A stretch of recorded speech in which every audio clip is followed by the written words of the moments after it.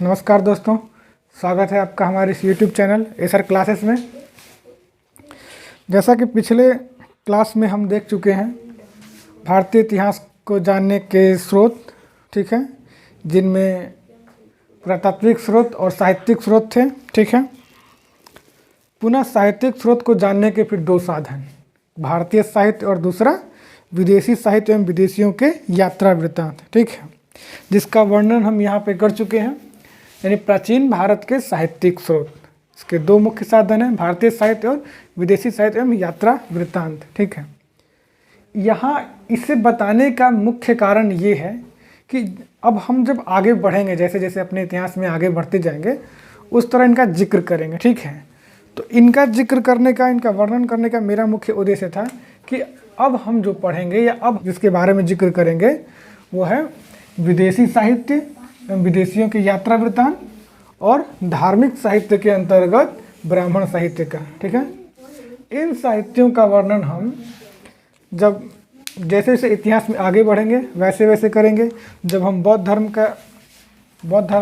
के बारे में पढ़ेंगे तो हम बौद्ध साहित्य का भी उसमें वर्णन करेंगे। जब हम जैन साहित्य के बारे में, जैन धर्म के बारे में पढ़ेंगे तो उसमें हम जैन साहित्य के बारे में पढ़ेंगे।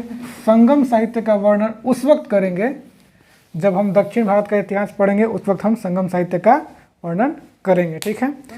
आगे का जो हमारा विषय है वो है विदेशी साहित्य एवं विदेशियों के यात्रा वृत्तांत, जिसमें हम इनके द्वारा लिखित साहित्यों के बारे में जानेंगे, ठीक है। चलिए आइए देखते हैं विदेशी साहित्य एवं विदेशियों के यात्रा वृत्तांत को, ठीक है। इन विदेशियों के विवरण एवं यात्रा वृत्तांत को भी 3 भागों में बांटा गया है। कौन कौन, आइए देखते हैं। देखिए इनमें कौन कौन है। पहला है यूनानी रोमन लेखक, दूसरा है चीनी लेखक और तीसरा है अरबी लेखक। ये 3 भाग जो हैं ये देश के आधार पे हैं। पहले में है यूनानी रोमन लेखक जो यूनान और रोमन से संबंधित है, दूसरे में चीनी लेखक हैं और तीसरे में अरबी लेखक हैं। अब हम आते हैं यूनानी लेखकों पे। देखिए यूनानी लेखकों को फिर पुनः 3 भागों में बांटा गया है। ऐसा अध्ययन की सुविधा के लिए किया गया है जिसमें सिकंदर को केंद्र बिंदु माना गया है। किसे केंद्र बिंदु माना गया है? सिकंदर को केंद्र बिंदु माना गया है। इसके अनुसार यूनानी या रोमन साहित्यकारों को 3 भागों में बांटा गया है। एक वे जो सिकंदर के पूर्व के हैं, एक वे जो सिकंदर के पश्चात के हैं और एक वे जो सिकंदर के समकालीन हैं, ठीक है। यूनानी रोमन लेखक, चीनी लेखक एवं अरबी लेखक के 3 हो गए, लेकिन यूनानी रोमन लेखक को भी 3 भागों में बांटा गया है सिकंदर को केंद्र मानकर, जिसमें एक कुछ लेखक वे हैं जो सिकंदर के पूर्व हैं, जिनमें हेरोडोटस और टेसियस का नाम आता है। कुछ लेखक वे हैं जो सिकंदर के समकालीन हैं, जिनमें नेरियाकस, अनासिक्रेटस एवं अरिस्टोबुलस का जिक्र आता है। और कुछ लेखक वे हैं, कुछ इतिहासकार वे हैं जो सिकंदर के बाद के हैं, जिसमें Megasthenes, Pliny, Deimachus, Strabo, Arrian, Plutarch, Justin आदि और भी कुछ हैं, उनका जिक्र हम करते हैं। ये अभी मैंने सिर्फ आपको समझाने के लिए बताया है कि विदेशियों के विवरण एवं यात्रा वृत्तांत को किस प्रकार विभाजित किया है।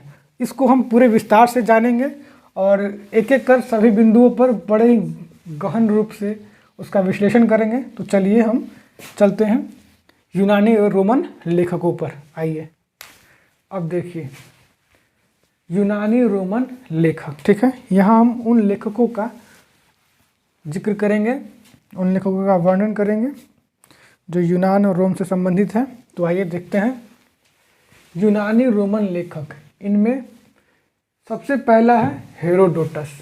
हेरोडोटस आप सब सुने होंगे हेरोडोटस के बारे में।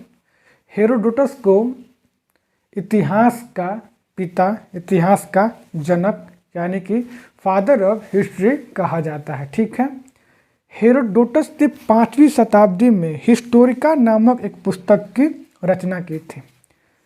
हेरोडोटस ने 5वीं शताब्दी में हिस्टोरिका नामक एक पुस्तक की रचना की थी, जिसमें इन्होंने भारत और फारस के संबंधों का वर्णन किया है, ठीक है। आगे है टेसियस। टेशियस, देखिए टेशियस यह ईरान का राजवैद्य था। टेशियस कौन था? यह ईरान का राजवैद्य था। अक्सर ये सवाल आता है एग्जाम्स में। ये 4 ऑप्शन आपके सामने होंगे, हेरोडोटस, टेशियस, मेगास्थनीज, निरियाकस, ठीक है। और इनमें से सवाल होता है कि इन साहित्यकारों में से या इन इतिहासकारों में से ईरान का संबंध किससे था या ईरान का राजवैद्य कौन था? तो आपका जवाब होगा टेशियस, ठीक है। टेशियस मुख्यतः इससे इसी प्रकार के संबंध पूछे जाते हैं कि ईरान का राजवैद्य कौन था, तो वो था टेशियस। एक और महत्वपूर्ण बात इन दोनों के बारे में है कि हेरोडोटस और टेशियस, हेरोडोटस और टेशियस ये 2 ऐसे इतिहासकार थे, यूनान के ऐसे इतिहासकार थे जो कभी भारत नहीं आए। अभी तक के साक्ष्यों से पता चलता है कि हेरोडोटस और टेशियस ये कभी भारत नहीं आए। इन्होंने विदेशी अधिकारियों के द्वारा जो सुना या उनके द्वारा जो अवशेष प्राप्त किया उसी के आधार पर भारत का वर्णन करते हैं, ठीक है। इसके बाद है निरियाकस। अब देखिए निरियाकस, एनेसिक्रेटस और अरिस्टोबुलस, ये 3 जो इतिहासकार हैं, ये तीनों सिकंदर के समकालिक हैं और सिकंदर के साथ ही भारत आए थे, ठीक है। निरियाकस, एनेसिक्रेटस और अरिस्टोबुलस ये तीनों सिकंदर के समकालीन इतिहासकार हैं और सिकंदर के साथ ही भारत आए थे। जिनमें से निरियाकस यह सिकंदर के जहाजी बेड़े का सेनापति था। निरियाकस कौन था? यह सिकंदर के जहाजी बेड़े का सेनापति था। दूसरा है एनेसिक्रेटस, इसने सिकंदर की जीवनी लिखी थी। ये बहुत ही इंपॉर्टेंट है, इसको नोट डाउन कर लीजिएगा। एनेसिक्रेटस इसने सिकंदर की जीवनी लिखी थी। और तीसरा है अरिस्टोबुलस। अरिस्टोबुलस जो है इसने एक पुस्तक लिखी थी। अरिस्टोबुलस इसने एक पुस्तक लिखी थी जिसका नाम था युद्ध का इतिहास। युद्ध का इतिहास नामक पुस्तक की रचना किसने की थी? अरिस्टोबुलस ने। इस पुस्तक में उसने भारत का वर्णन किया है, ठीक है। ये 3 समझ गए आप, निरियाकस, एनेसिक्रेटस एवं अरिस्टोबुलस। ये 3 जो लेखक हैं वो यूनानी लेखक हैं, सिकंदर के समकालिक लेखक हैं तथा सिकंदर के साथ ही भारत आए थे। जिनमें से निरियाकस सिकंदर के जहाजी बेड़े का सेनापति था। एनेसिक्रेटस इसने सिकंदर की जीवनी लिखी और अरिस्टोबुलस इसने युद्ध का इतिहास नामक पुस्तक लिखी है जिसमें इसने भारत का वर्णन किया है, ठीक है। आगे देखते हैं मेगास्थनीज। ये बहुत इंपॉर्टेंट है और आप सब इस नाम को सुने होंगे, इसके बारे में कुछ ना कुछ जानते होंगे। तो आइए इसके बारे में जिक्र करते हैं। मेगास्थनीज यह यूनानी शासक सेल्यूकस का राजदूत था। ये पहला पॉइंट है इसका कि मेगास्थनीज जो था एक यूनानी इतिहासकार था, यूनानी लेखक था।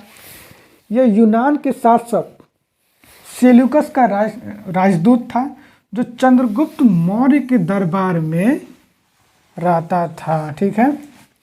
मेगास्थनीज यूनानी शासक सेल्यूकस का राजदूत था जो चंद्रगुप्त मौर्य के दरबार में 14 वर्षों तक रहा। इसने इंडिका नामक पुस्तक की रचना की थी। इंडिका नामक पुस्तक की रचना किसने की थी? तो मेगास्थनीज ने। मेगास्थनीज की रचना का क्या नाम था? इंडिका। इस पुस्तक में तत्कालिक मौर्य वंश की सामाजिक, राजनीतिक तथा प्रशासनिक विवरण मिलता है। ये बहुत ही इंपॉर्टेंट है, इसको भी आप नोट डाउन कर लीजिए। अगर आप चाहते हैं इससे स्क्रीनशॉट करना तो आप इसे स्क्रीनशॉट भी कर सकते हैं, ठीक है।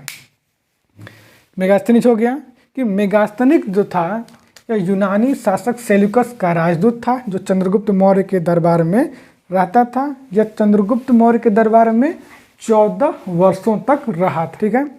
इसके पुस्तक जो थी, इसने जिस पुस्तक का रचना किया था उस पुस्तक का नाम है इंडिका, जिसमें इसने तत्कालिक यानी उस वक्त के मौर्य वंश का वर्णन किया है। मौर्य वंश के सामाजिक, सांस्कृतिक और प्रशासनिक विवरण किया है।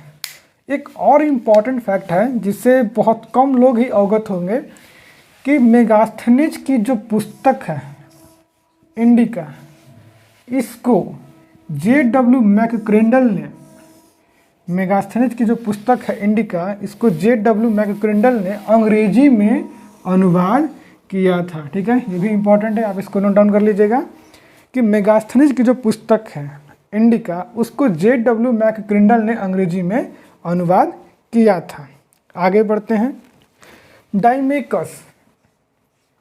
डाइमेकस यह सीरिया के शासक एंटियोकस के राजदूत के रूप में बिंदुसार के दरबार में रहता था। ठीक है, इसके बाद है डायनीसियस, यह मिस्र के शासक, डायनीसियस यह मिस्र के शासक टॉलमी द्वितीय फिलाडेल्फस के राजदूत के रूप में किसके दरबार में रहता था? अशोक के दरबार में। डायमेकस यह सीरिया के शासक एंटियोकस के राजदूत था जो कि बिंदुसार के दरबार में रहता था। बिंदुसार कौन था? तो बिंदुसार मौर्य वंश का था और अशोक का पिता था। बिंदुसार कौन था? मौर्य वंश का शासक था और अशोक का पिता था, जिसके दरबार में डायमेकस रहता था। आगे है डायनीसियस, यह मिस्र के शासक टॉलमी द्वितीय फिलाडेल्फस का राजदूत था जो अशोक के दरबार में रहता था। ठीक है, मेगास्थनीज का जो वर्णन है या मेगास्थनीज की एक और विशेषता है, एक और उसके बारे में जो फैक्ट है कि सेल्यूकस और चंद्रगुप्त मौर्य के बीच 305 ईस्वी में एक युद्ध हुआ था। ठीक है, उस युद्ध में ही मेगास्थनीज का पहली बार वर्णन मिलता है। ठीक है, जिसमें चंद्रगुप्त मौर्य विजयी हुआ था और सेल्यूकस का पराजय हुआ था। इस पराजय में सेल्यूकस ने अपनी बेटी हेलेना का विवाह चंद्रगुप्त मौर्य से कर दिया था। ठीक है, जिसका जिक्र हम आगे मौर्य वंश जब पढ़ेंगे तो उसमें विस्तार से करेंगे, लेकिन फिलहाल हम इसको जानते हैं। ठीक है, आइए अब आगे देखते हैं। अब देखिए अगला है प्लिनी। प्लिनी का पूरा नाम है प्लिनी द एल्डर। ठीक है, प्लिनी का पूरा नाम क्या है? Pliny the Elder. यह इटली का निवासी था। प्लिनी इटली का निवासी था। इसने नेचुरल हिस्टोरिका नामक पुस्तक की रचना की थी। प्लिनी कहाँ का निवासी था?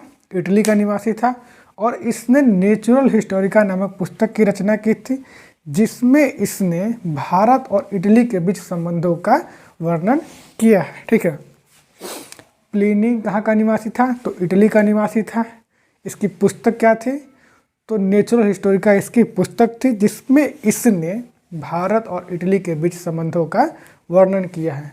प्लिनी के बारे में एक और बात सामने आती है कि प्लिनी ने रोम से भारत को निर्यात किए जाने वाले सोने के लिए दुख व्यक्त किया था। इसकी पुस्तकों में, इसकी रचनाओं में भारतीय वनस्पतियों, खनिजों एवं पशुओं का वर्णन मिलता है। ठीक है, आगे आते हैं। टॉलमी, इसने 150 ईस्वी के लगभग ज्योग्राफी नामक पुस्तक की रचना की थी। देखिए, इसमें विशेषकर सिर्फ यात्री एवं उनकी पुस्तकों का ही जिक्र है। ठीक है, कुछ एक में उनका विस्तार है, लेकिन बाकी सब में लगभग में यात्री एवं यात्रियों की जो रचनाएं हैं उनका ही जिक्र है। तो ये याद रखना जरूरी है कि किस यात्री ने किस पुस्तक की रचना की है। ठीक है, आगे देखते हैं। अगर आप चाहें तो इसका स्क्रीनशॉट ले सकते हैं। चलिए आगे देखते हैं। प्लूटार्क, इसने पैरेलल लाइव्स, मुरालिया एवं life of Sikandar sir Alexander नामक पुस्तक की रचना की है। ठीक, प्लिनी हो गया, टॉलमी हो गया, अब प्लूटार्क। प्लूटार्क की पुस्तकों में कौन कौन से हैं? तो इसने पैरेलल लाइव्स, मुरालिया एवं लाइफ ऑफ अलेक्जेंडर नामक पुस्तक की रचना की है। ठीक है, बस इतना ही है। इसके बाद हम आगे आते हैं जस्टिन। ये सारे जितने भी राइटर्स यहाँ पे, साहित्यकार आप यहाँ पे लेखक देख रहे हैं, वे सभी यूनानी और रोम के हैं और मुख्य रूप से इनकी रचनाओं का ही जिक्र किया गया है, जिसमें इन्होंने उस वक्त के भारत का वर्णन किया है। ठीक है। तो इसमें जो सबसे महत्वपूर्ण है कि किस यात्री ने, किस लेखक ने किस पुस्तक की रचना की है, ठीक है। तो आइए देखते हैं। प्लूटार्क हो गया। अब जस्टिन ने सार संग्रह की रचना की है। एरियन, इसने इंडिका एवं सिकंदर का आक्रमण नामक पुस्तक की रचना की है। इससे पहले भी हम पढ़ चुके थे कि इंडिका की रचना किसने की थी, तो मेगास्थनीज ने। लेकिन यहाँ भी जिक्र है कि एरियन ने इंडिका नामक पुस्तक की रचना की थी एवं सिकंदर का आक्रमण नामक एक और पुस्तक की रचना की थी। लेकिन एरियन की जो इंडिका है ये वही इंडिका है, यानी कि यह मेगास्थनीज के इंडिका पर ही आधारित है, ठीक है। अगर आपके सामने ये प्रश्न आए कि खास करके बीपीएससी में जो 5वां ऑप्शन आता है ये इन सारे सवालों के लिए ही आता है, जिसमें अक्सर परीक्षार्थी कंफ्यूज कर जाते हैं। अगर आपके सामने ये सवाल रहे कि इंडिका की रचना किसने की थी और ऑप्शन में मेगास्थनीज और एरियन दोनों हो, तो आपका जवाब होगा ई, ठीक है। क्योंकि मेगास्थनीज ने भी इंडिका की रचना की थी और एरियन ने भी इंडिका की रचना की थी। एरियन की जो इंडिका है वो भी मेगास्थनीज के इंडिका पर ही आधारित है। मगर अगर आपसे ये सवाल पूछे कि मुख्य रूप से इंडिका की रचना किसने की थी, तो उसका जवाब होगा मेगास्थनीज, ठीक है। आइए हम आगे देखते हैं। कॉस्मस इंडिकोप्लेटेज, कॉस्मस इंडिकोप्लेटेज, ठीक है, यह एक यूनानी भिक्षु था।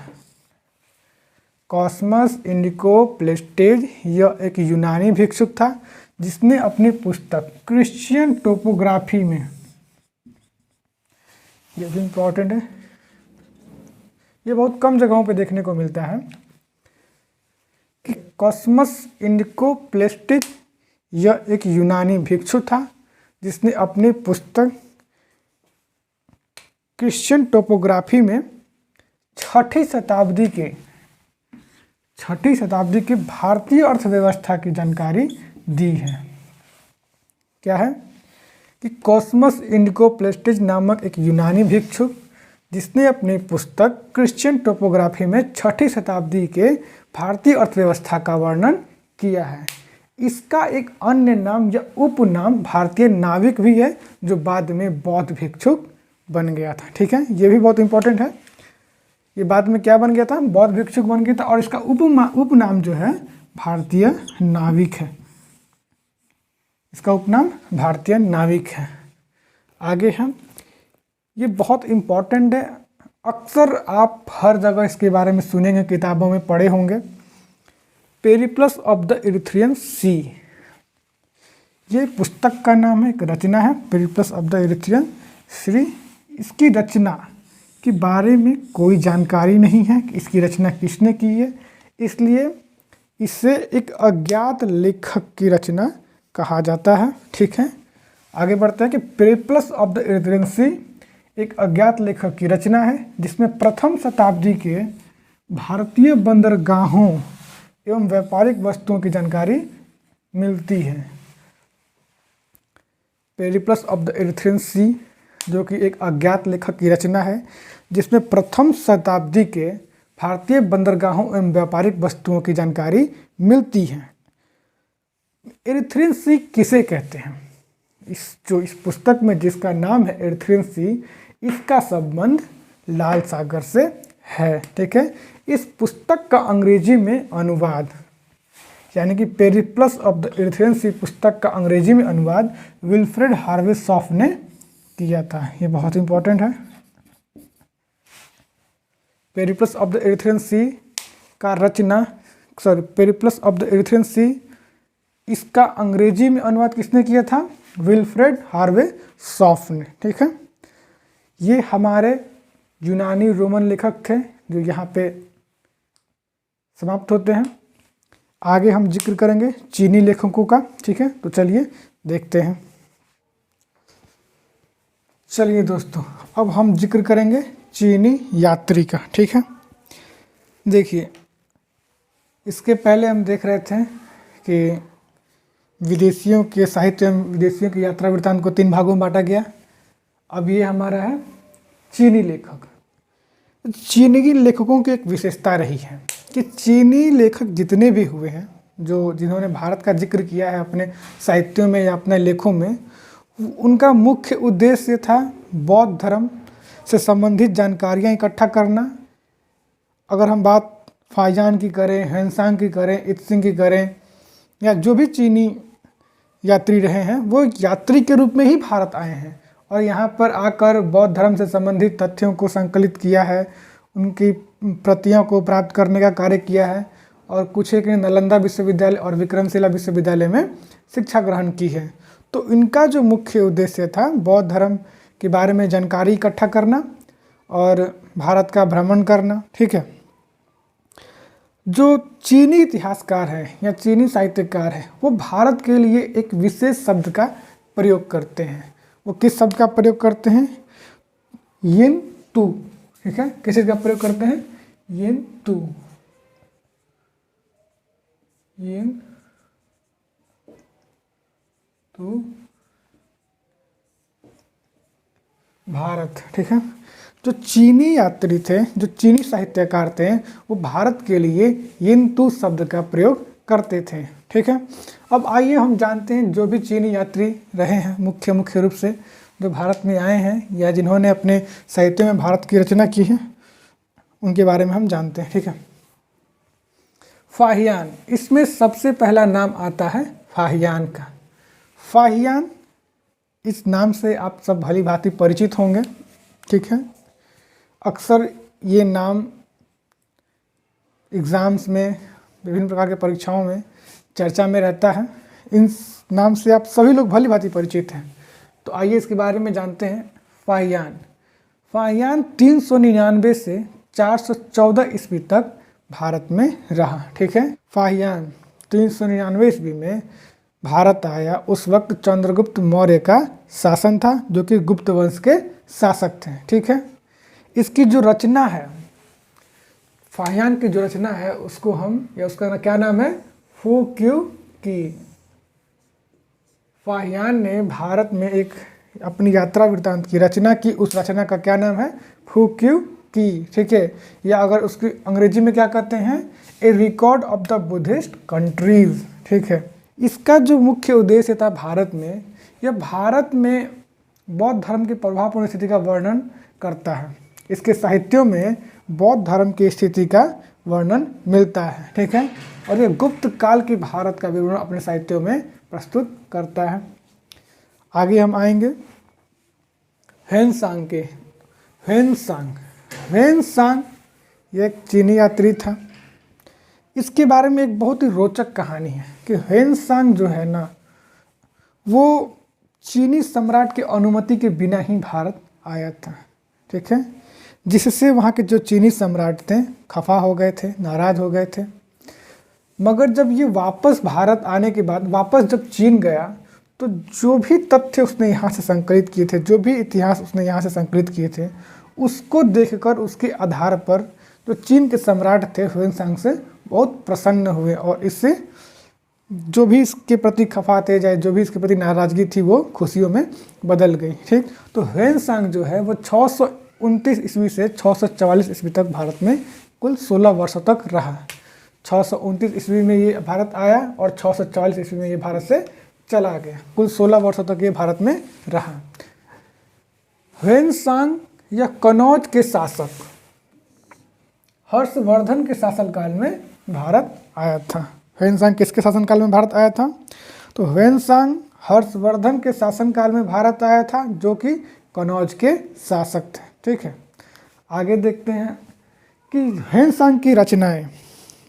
ह्वेनसांग ने सीक्यू की नाम की रचना की थी। ह्वेनसांग ने सीक्यू की नामक रचना की थी, जिससे अंग्रेजी में एसे ऑन वेस्टर्न कंट्रीज़ के नाम से भी जाना जाता है। अंग्रेजी में किस नाम से जाना जाता है? Essay on western world, sorry country मैंने गलती से कह दिया, वेस्टर्न वर्ल्ड के नाम से जाना जाता है। देखिए यहाँ पे ह्वेनसांग की रचना सीक्यू की। ठीक है, अथवा एसे ऑन वेस्टर्न वर्ल्ड। अब इसकी कुछ विशेषताएं भी रही हैं ह्वेनसांग के बारे में। इसे प्रिंस ऑफ पिलग्रिम्स, ह्वेनसांग को प्रिंस ऑफ पिलग्रिम्स यानी कि यात्रियों का राजकुमार भी कहा जाता है। कि ह्वेनसांग को प्रिंस ऑफ पिलग्रिम्स यानी कि यात्रियों का राजकुमार एवं वर्तमान का शाक्य मुनि भी कहा जाता है। ठीक, ह्वेनसांग इसने थानेश्वर के जयगुप्त, ह्वेनसांग इसने थानेश्वर के जयगुप्त नामक बौद्ध विद्वान से शिक्षा ग्रहण की थी तथा 3 वर्ष तक नालंदा विश्वविद्यालय में भी शिक्षा ग्रहण की। ह्वेनसांग जो था सबसे पहले किससे शिक्षा ग्रहण किया, तो ह्वेनसांग थानेश्वर के जयगुप्त नामक बौद्ध विद्वान से शिक्षा ग्रहण की और 3 वर्षों तक नालंदा विश्वविद्यालय में भी बौद्ध धर्मों का अध्ययन किया। ठीक है, जिस वक्त ह्वेनसांग नालंदा विश्वविद्यालय में शिक्षा ग्रहण कर रहा था उस वक्त नालंदा विश्वविद्यालय के जो कुलपति थे वो थे शिलभद्र। ठीक है, ये भी बहुत इंपॉर्टेंट है, इसे भी आप नोट डाउन कर लीजिएगा और अगर आप चाहें तो इसको स्क्रीनशॉट कर सकते हैं। ठीक है, ह्वेनसांग के समय बौद्ध धर्म 18 संप्रदायों में बटा था। ठीक है, इसके बाद कहता है कि ह्वेनसांग ने सर्वप्रथम भारतीय राज्य कपीसा पहुंचा था। ये बहुत इंपॉर्टेंट है।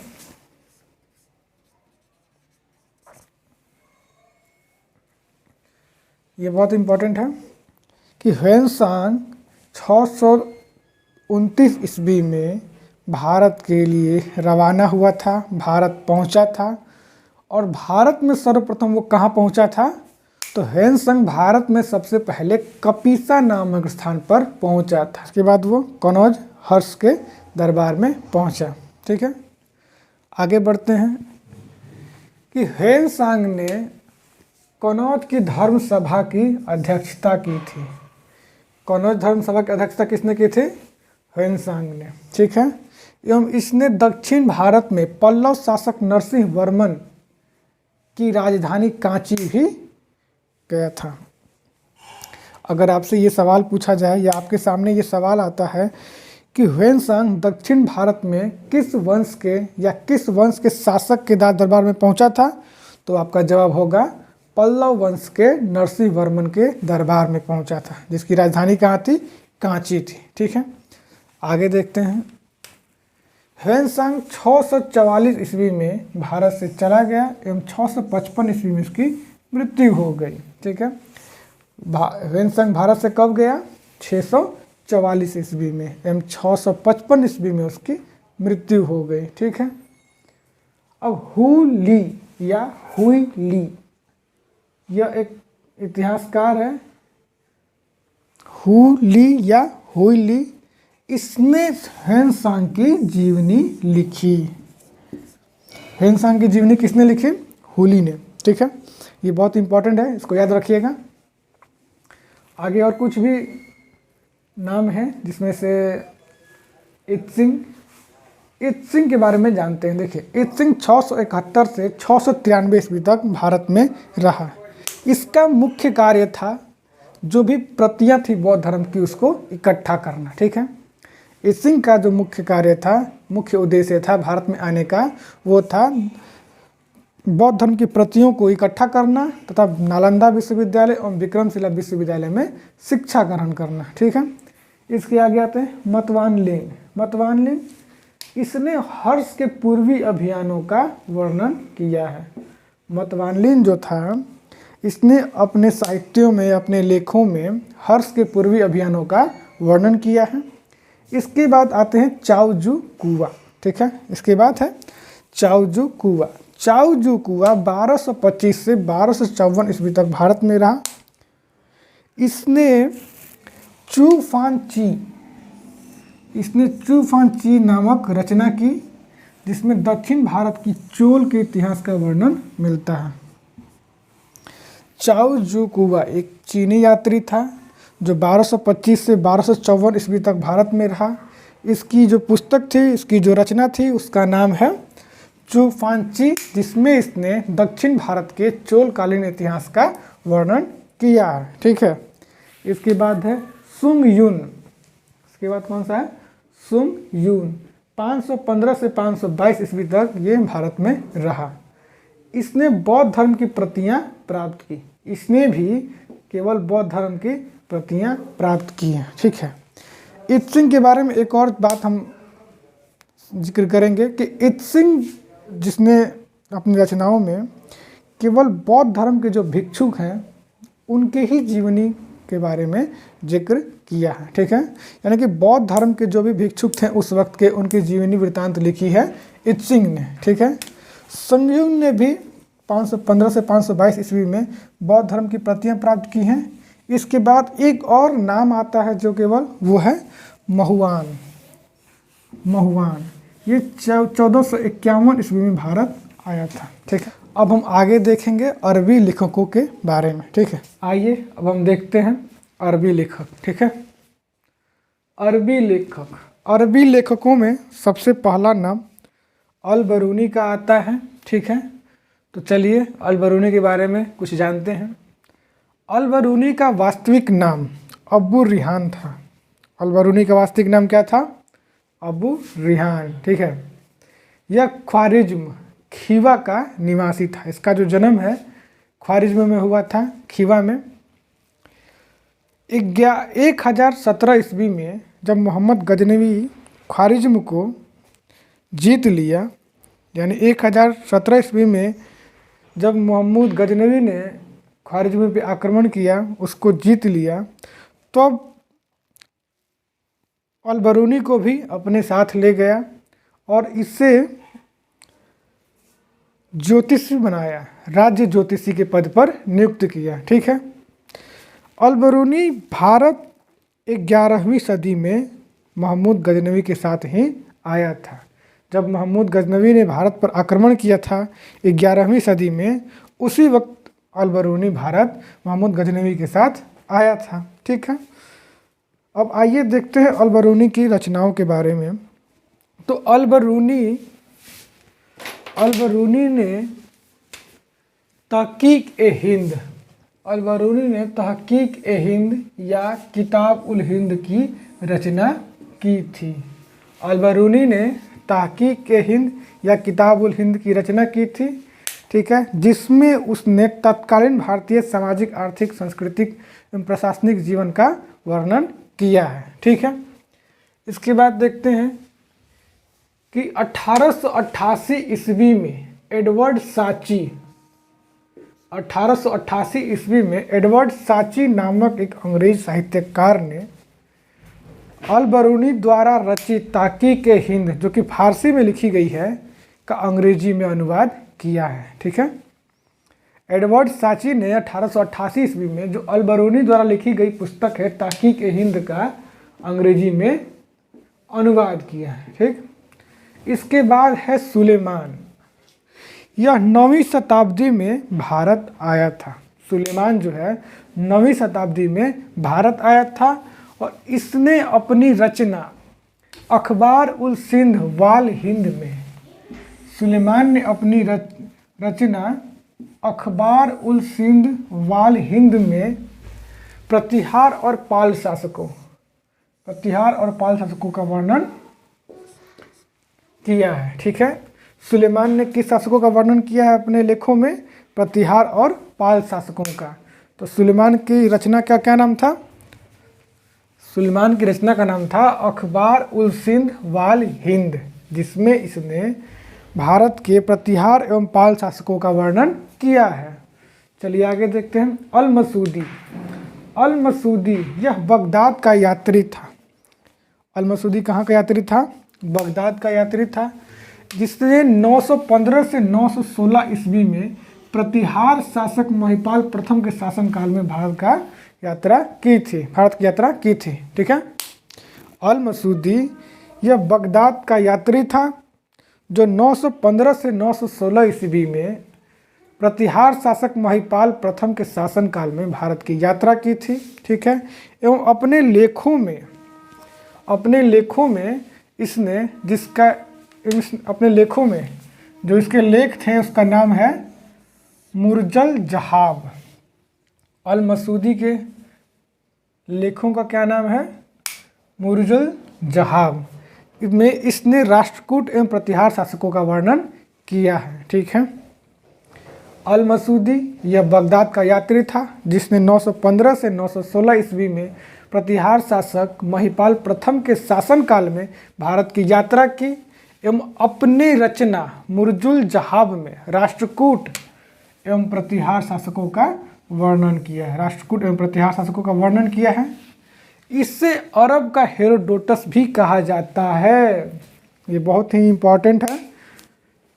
किस यात्री को, आपसे ये भी सवाल पूछ सकता है कि किस अरबी लेखक को या किस लेखक को अरब का हेरोडोटस भी कहा जाता है, जिसका संबंध भारत से भी रहा है, भारत की यात्रा वृत्तांत लिखी है उसने।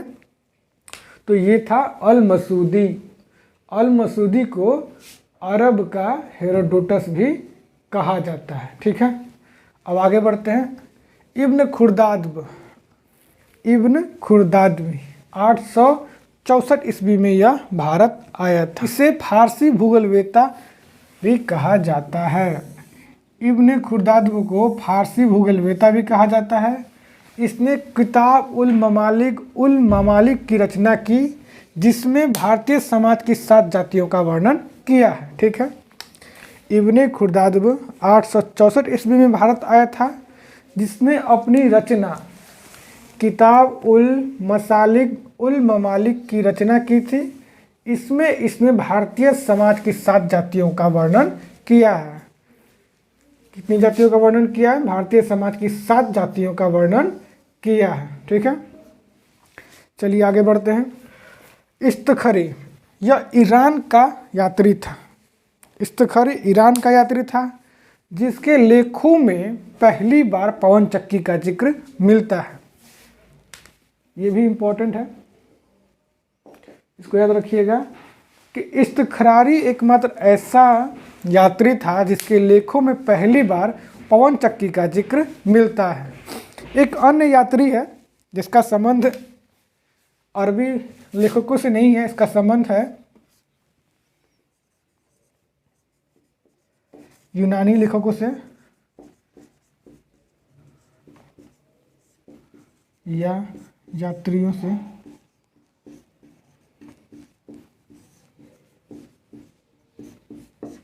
जिसका जिक्र हम करना भूल गए थे या किसी कारणवश छूट गया था, उसका जिक्र हम यहाँ कर देते हैं। मार्को पोलो यह वेनिस इटली का निवासी था, इटली का यात्री था। इसे मध्यकालीन यात्रियों का राजकुमार भी कहा जाता है। इससे पहले हम देख चुके हैं कि यात्रियों का राजकुमार किसे कहा जाता है? तो यात्रियों का राजकुमार ह्वेनसांग को कहा जाता है। लेकिन अगर आपके सामने ये सवाल आए या ये प्रश्न आता है कि मध्यकालीन यात्रियों का राजकुमार किसे कहा जाता है, तो आपका जवाब होना चाहिए मार्को पोलो। मार्को पोलो कहाँ का निवासी था? तो मार्को पोलो वेनिस इटली का निवासी था, इटली का यात्री था। ठीक है, आगे देखते हैं कि यह पांड्य शासक कुलशेखर मारवर्मन के समय, मार्को पोलो पांड्य शासक कुलशेखर मारवर्मन के समय भारत आया था। इसने काकतीय वंश की रुद्रमा देवी का वर्णन अपने साहित्य, अपने लेखों में किया है। ठीक है, मार्को पोलो यह वेनिस इटली का यात्री था। इसे मध्यकालीन यात्रियों का राजकुमार भी कहा जाता है। ठीक है, यह पांड्य शासक कुलशेखर मारवर्मन के समय भारत आया था। इसने काकतीय वंश की रुद्रमा देवी का भी जिक्र अपने साहित्यों में किया है। किस शासक का जिक्र किया है? काकतीय वंश की रुद्रमा देवी का जिक्र अपने साहित्यों में, अपने लेखों में किया है। मार्को पोलो रेशम मार्ग की यात्रा करने वाला प्रथम यूरोपीय यात्री था। देखिए, अभी हमने जिक्र किया इस बात का कि मार्को पोलो रेशम मार्ग की यात्रा करने वाला प्रथम यूरोपीय यात्री था। ठीक है, चलिए आगे देखते हैं।